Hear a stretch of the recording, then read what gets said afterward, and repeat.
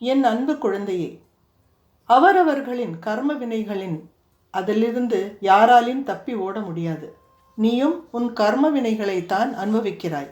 அதனால்தான் இவ்வளவு சோகம் இருக்கிறது. ஆனால் என் குழந்தைகள் எப்படிப்பட்டவர்கள் என்றால், நம்பிக்கை என்னும் பிடியை என்றைக்கும் விடமாட்டார்கள்.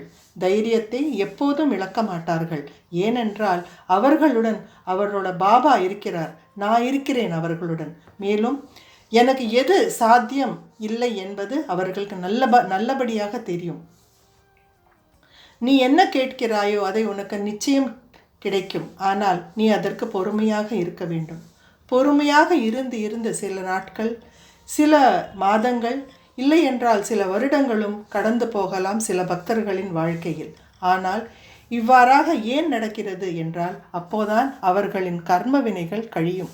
மேலும் மறுபடியும் அவர்கள் இத்தனை கஷ்டங்களை தாங்க வேண்டிய அவசியம் இருக்காது. உன் பெயர், உன் கௌரவம், உன் அந்தஸ்து எல்லாம் என்னிடம் பத்திரமாக இருக்கு. இவற்றின் மீது எந்த விதமான கலங்கத்தை ஏற்பட நான் விடமாட்டேன்.